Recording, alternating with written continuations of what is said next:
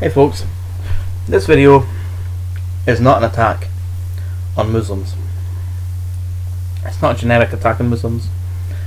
What it is an attack on the claims that the Quran is scientifically accurate. Just like I would do with a creationist taking on the Bible side of things. I'm going to turn it to the creationist side of the Muslim faith. It's a series I'll be doing of this, because it's a series of videos I've got, and this is one of 16. Yeah, I'm in it for the long haul, folks. Plus I'm slightly tipsy.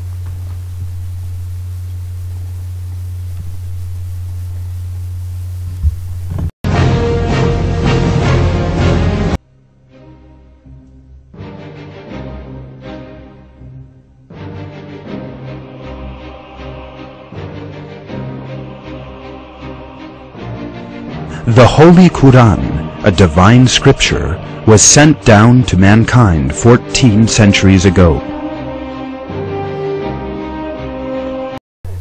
Sent down to an illiterate war chief. A guy who couldn't even write his own name.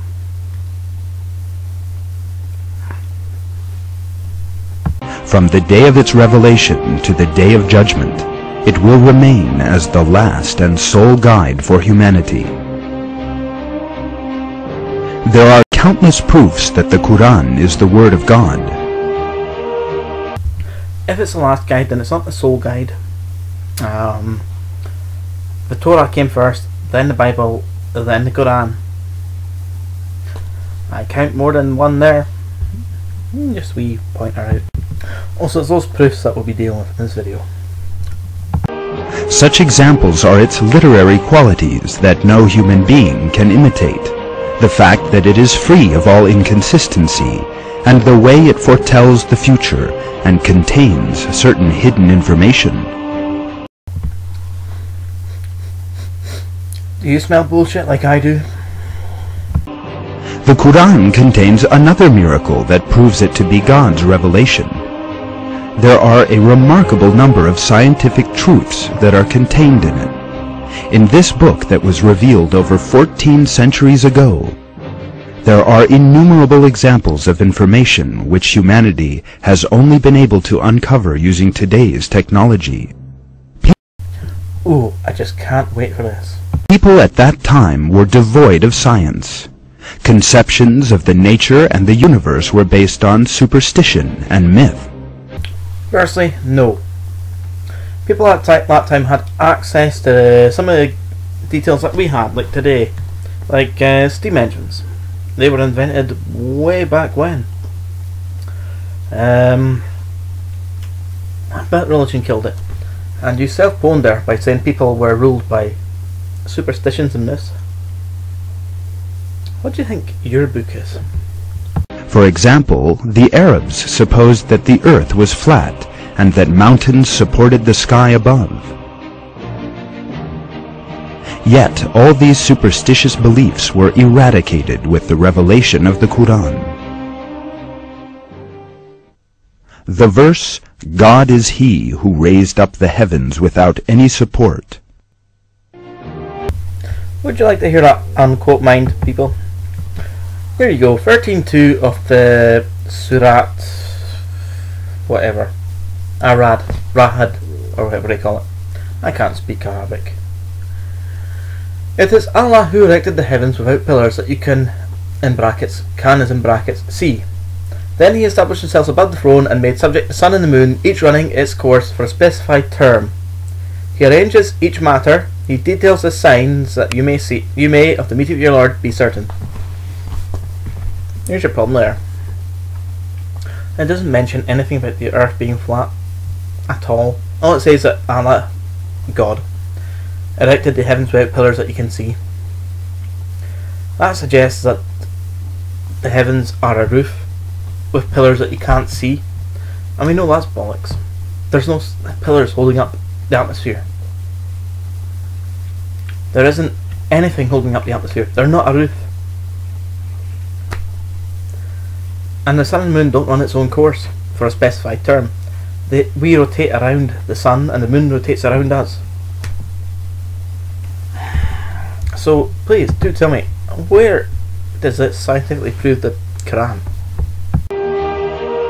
Invalidated the false beliefs of the Arabs regarding the sky. Well, at least he recognises that Arabs and Muslims are different people. Mind you, he might come across mathematics later on and claim that the Muslims created mathematics, which isn't true, it's the Arabs that did. But however, you haven't invalidated anything. To save time in this video, from this point on, I'm going to cut out anything that isn't relevant. I mean, where he claims that science has said this equals what the Quran says and then the passage of the Quran, then I'll do my debunk, and then anything else gets cut out. Just keep it pure, simple and to the bones. Nothing else.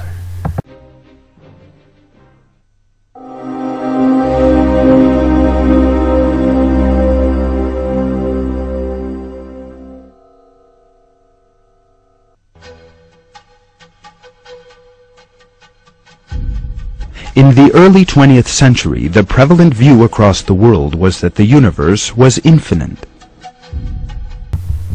That's still pretty much the view nowadays. It's changed. It was thought to be infinite, then it was thought to be, once it reaches a certain point, it would shrink. But we've reached that point and carried on. It's now thought that the universe will expand endlessly until eventually it comes to an equilibrium. Yeah. According to this view, known as the static universe model, the universe had no end or beginning. This view dominated the scientific world for many years. This was the case until the evidence for a theory rocked this erroneous belief.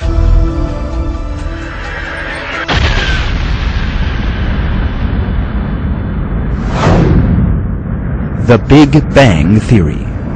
Well, I can tell from your little intro there that you've got the Big Bang Theory wrong. You're showing it as an explosion. Oh, I just can't wait to see how you take this fucking cause on.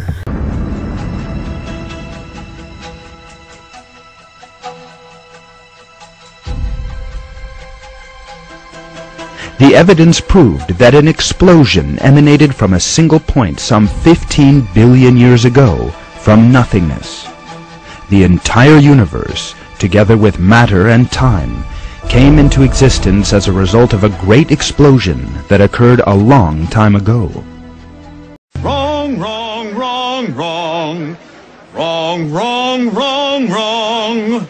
You're wrong, you're wrong, you're wrong.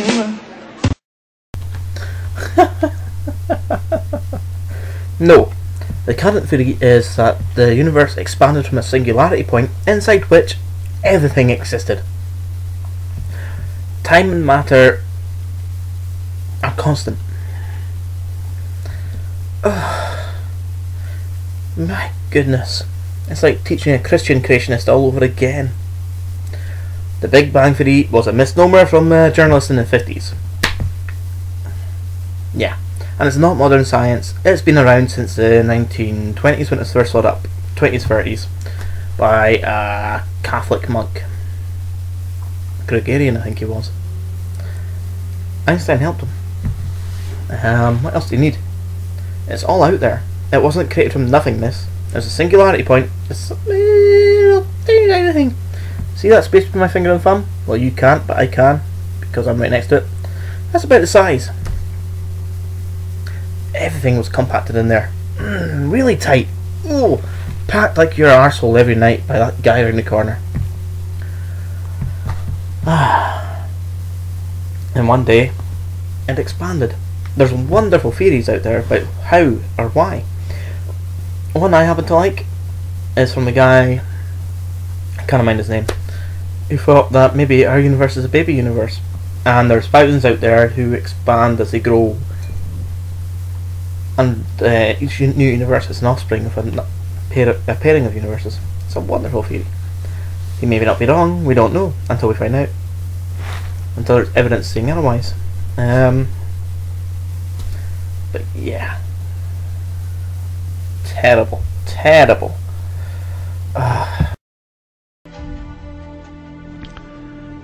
Many scientific findings today support the Big Bang theory.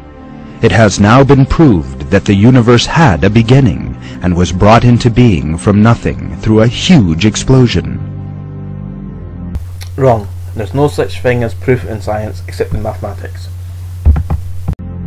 This fact, proved as the result of long research in the field of physics, was also declared 14 centuries ago in the noble Qu'ran.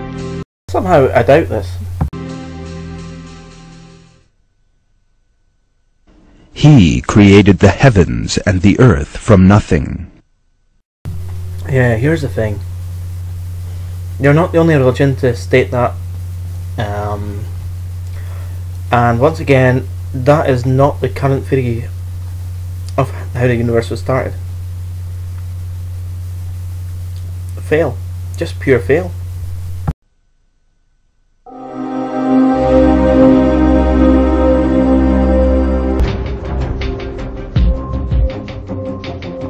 One of these is the fact that it is constantly expanding. This idea of expansion was first raised in the early 20th century. The Russian physicist Alexander Friedmann and the Belgian cosmologist Georges Lemaitre theoretically calculated that the universe is in constant motion and that it is expanding. Well done. You finally got something right. This notion was confirmed by the use of observational data in 1929. While observing the sky with a telescope, Edwin Hubble, the American astronomer, discovered a surprising fact. The stars and galaxies were constantly moving away from each other. This discovery is regarded as one of the greatest in the history of astronomy. A universe where everything constantly moves away from everything else implied a constantly expanding universe.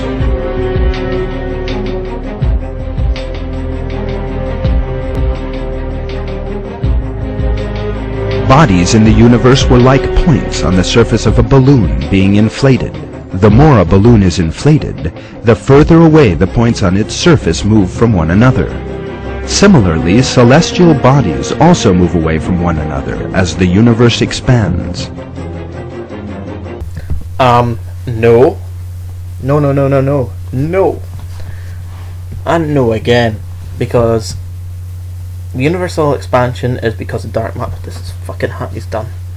It's from universal dark matter. That's what's pushing the expansion, the increase of dark matter in the universe. Pushes the expansion of the universe. What causes, say, the moon to move away from the earth is gravity.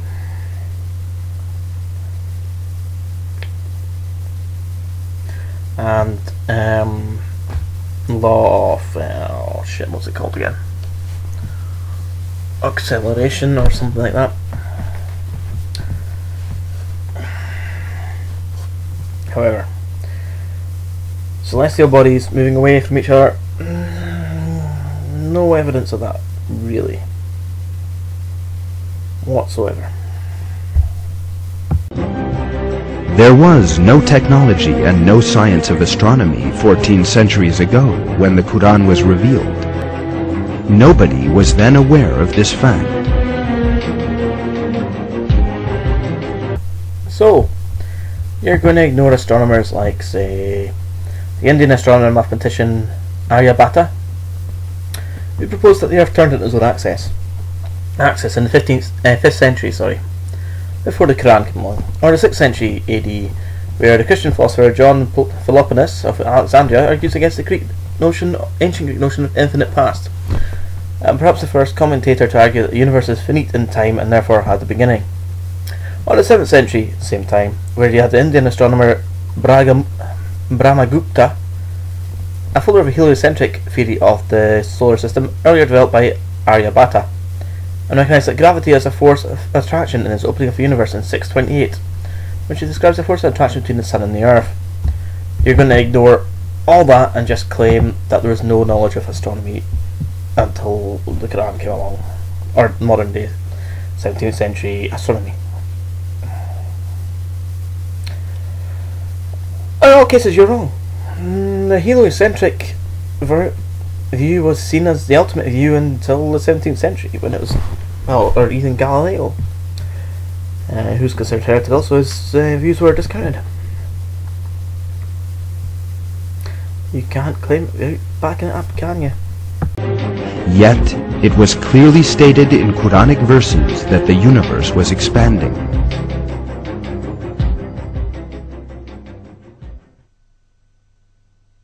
And it is we who have constructed the heavens with might, and verily it is we who are steadily expanding it. Nothing like taking something out of context, eh, creationists? Well, let me see, shall we? Let's start with 5144 of Surat Ad-Dariyat. I presume I pronounced it right. It might translates roughly as the winnowing winds. This is a Sahih International version. But they were insolent towards the command of their Lord, so the thunderbolt seized them while they were looking on, and they were unable to arise, nor could they defend themselves. In brackets, we destroyed the people of Noah before. Indeed, there were people defiantly disobedient, and heaven we constructed with strength, and indeed, we are its expander. And the earth we have spread out, and excellent is its preparer. Funny that. No mention of the universe, and the heaven. This is, you've said pluralise. That's not what's counted there, nor in your own version.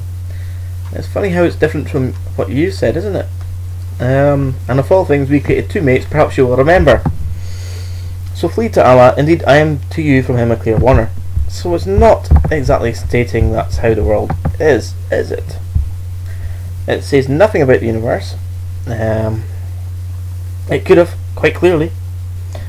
The Greeks had the word for the universe, and at that time it wasn't an unusual idea for space to be known as what it is. Not my fault, you're a bunch of... Your book came from a bunch of ignorant fucktards.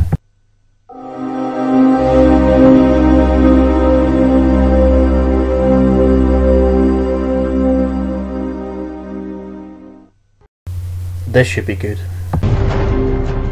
The human body.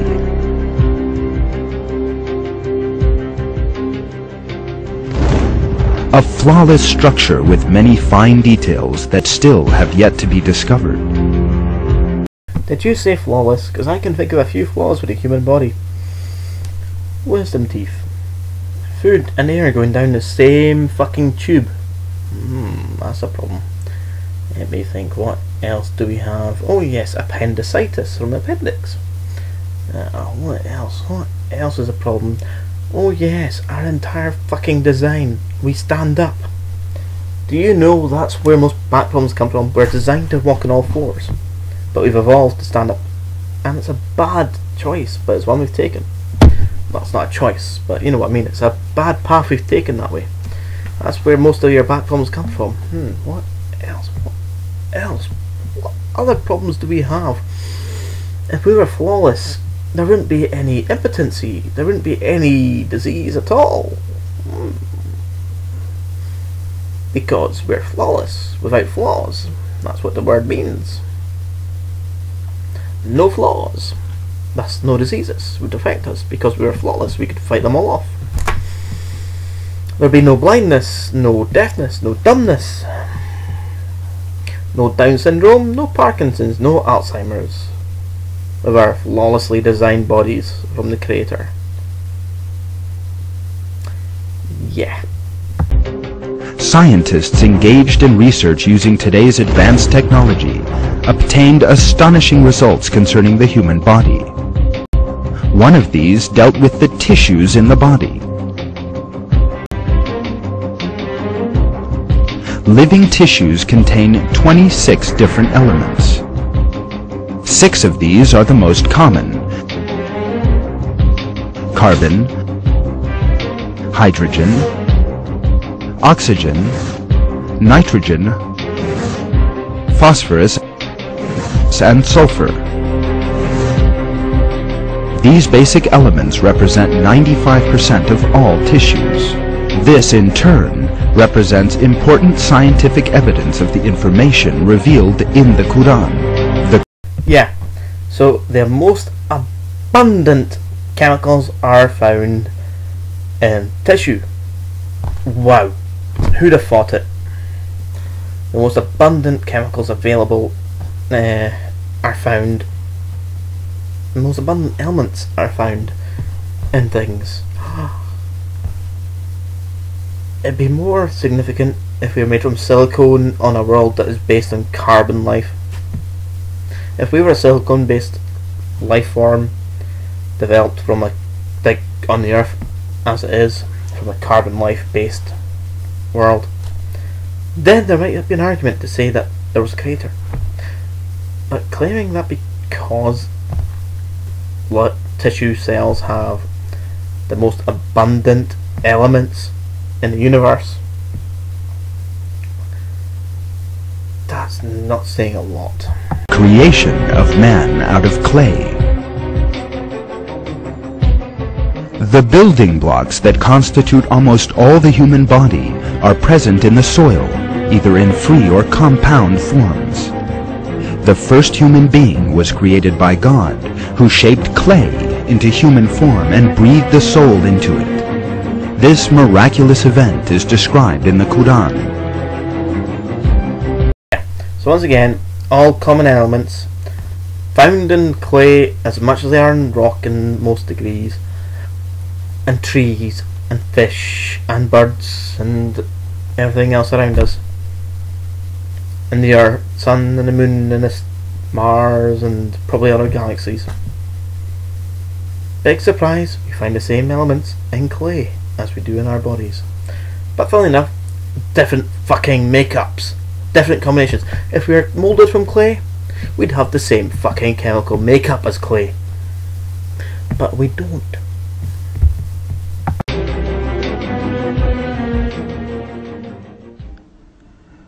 Your Lord said to the angels, I am going to create a human being out of clay.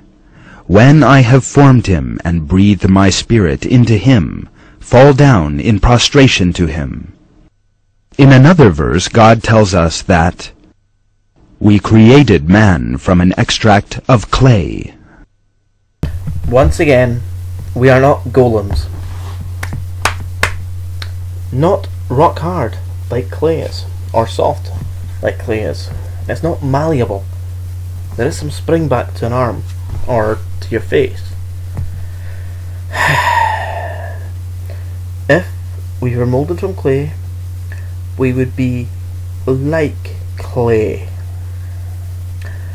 We would have the same elements in the same positions as clay. Our skin, our teeth, our eyes, our snot, our semen, our unfertilized eggs, our fertilized eggs, our shite, toenail clippings, fingernail clippings, blood, would all be made from clay, from the same composition as clay, if we were to take your book at full value. Just like the Christian one. I need to fix this fucking hat. It's just ridiculous to claim otherwise. The Arabic word sulala, translated as extract in the verse, means representative example or essence. The information revealed in the Qu'ran 1400 years ago confirms what modern science tells us. So you're telling me extract means essence of in Arabic? Well, tough. In that case, translate it to that when you're going to change it to English, because in English, extract means exactly what it means. And yeah, you forget to mention that in that same passage, it talks about how people who guard their private parts, except from their wives, or those who their right hand possesses, they shall not be blamed. And whoever seeks beyond that, those are transgressors, blah blah blah. And certainly did we create man from extracted clay. Then we placed him as a sperm drop in a firm lodging. And then we made the sperm drop into a clinging clot, and we made the clot into a lump of flesh. And made from lump the bone. Sorry, we made from the lump the bones, and we covered the bones with flesh.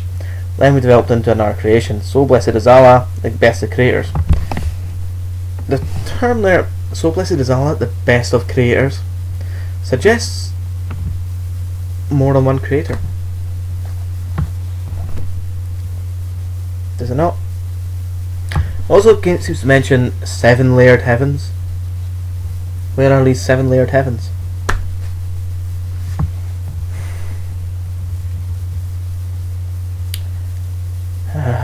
Fuck it. Quite simply, pal, you're ignorant. Your shit does not conform with science. The fact that the same elements are employed in human creation as those found in the soil.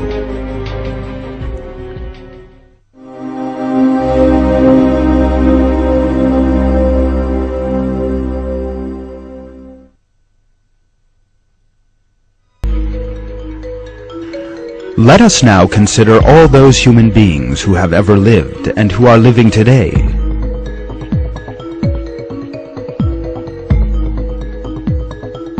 Every person has his or her own set of fingerprints.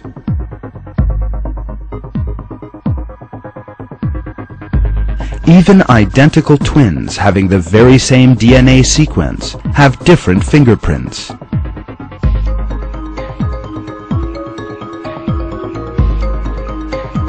That is because there is a special formation in the fingerprints. Fingerprints attain their final shape before birth and remain the same for a lifetime unless a permanent scar appears.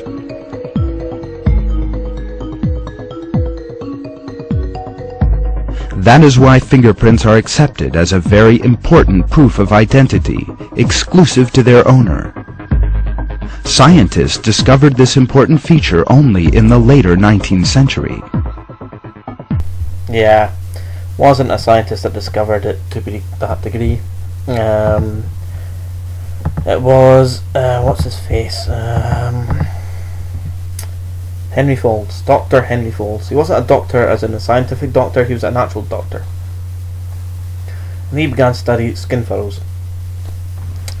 And he recognised the importance of fingerprints as a mean of identification, and he devised method of classification, and he passed it on to Charles Darwin, who promised to pass it on to his cousin. Just letting you know, folks.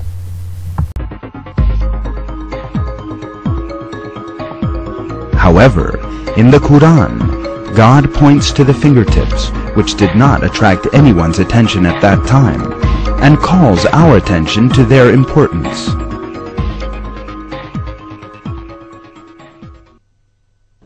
Does man imagine we will not reassemble his bones? Yes, we are able to put together in perfect order the very tips of his fingers. Even on the loosest of interpretations, that is not about fingerprints. That is saying we are able to reassemble you even to the points of your fingertips. That is not saying fingertips are individual to each person. Nice self-fulfilling prophecy there, pal. That's all this fucking huge documentary bit is a self-fulfilling, twisting the facts to however you like. The problem is, when you meet someone like me, who's a skeptic, and who checks facts, you fail. Well, that's me, folks. Done for the night. Bit of a long one. I reckon they will be. But you'll live. See ya.